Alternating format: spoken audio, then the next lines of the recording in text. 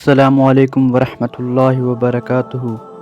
میرا ویڈیو بنانے کا مقصد یہ ہے کہ آپ کے دلوں کو نور ایمان سے منور کروں۔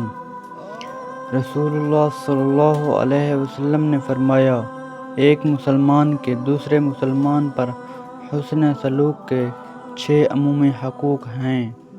پہلا، جب اس سے ملاقات ہو اسے سلام کرے۔ دوسرا، جب وہ دعوت دے تو اس کی دعوت کو قبول کرے۔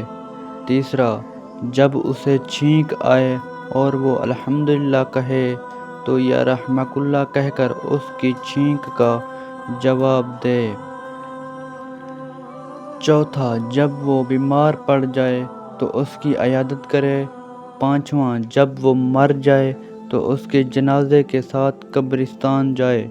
چھٹا، اور اس کے لیے وہی پسند کرے جو اپنے لیے پسند کرتا ہو۔ امام ترمذی کہتے ہیں، یہ حدیث حسن صحیح ہے۔ یہ حدیث متعدد سندوں سے نبی کریم صلی اللہ علیہ وآلہ وسلم سے آئی ہے۔ بعض محدثین نے حارث اعور سے متعلق کلام کیا اور اس باب میں ابو ہریرہ، ابو ایوب، برا اور ابن مسعود رضی اللہ عنہم سے بھی احادیث آئی ہیں۔ آپ کے خیال میں اس حدیث پر عمل کرنے کا سب سے بڑا فائدہ کیا ہے؟ کمنٹس میں ضرور بتائیں۔